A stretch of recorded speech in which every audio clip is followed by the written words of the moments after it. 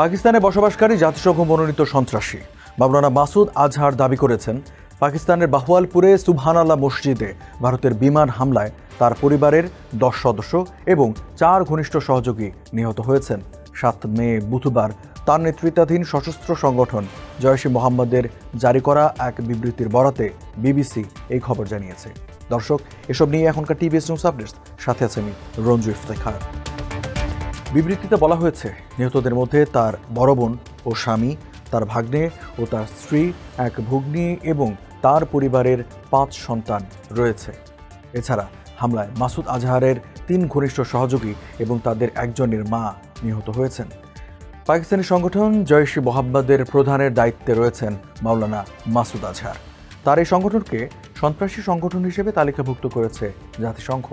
2001 সালে ভারতের পার্লামেন্টে, 2008 সালে মুম্বাইয়ে, 2016 সালে পাঠানকোটে এবং 2019 সালে পুলওয়ামায় হামলার সঙ্গে মাসুদ আজহার জড়িত বলে অভিযোগ করে আসছে ভারত।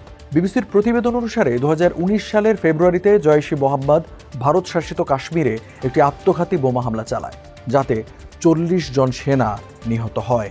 সে সময় এই হামলার ফলে প্রতিবেশী 2 দেশের উত্তেজনা যুদ্ধের দ্বারপ্রান্তে পৌঁছে যায়। 6 মে মঙ্গলবার মধ্যরাতের পর পাকিস্তানের কয়েকটি স্থানে ক্ষেপণাস্ত্র হামলা চালায় ভারত। বার্তা সংস্থা রয়টার্সের প্রতিবেদনে বলা হয়, ভারত পাকিস্তানের 9টি সন্ত্রাসবাদী অবকাঠামো ক্ষেত্রে হামলা চালানোর দাবি করেছে। তবে ইসলামাবাদ বলেছে, পাকিস্তানের 6টি স্থানে হামলা হয়েছে এবং সেগুলোর কোনোটি জঙ্গি শিবির ছিল না। দর্শক, এই ছিল এখনকার টিভিএস নিউজ আপডেটস। আর সংবাদের বিশ্লেষণ জানতে টিভিএস এর সাথেই থাকুন।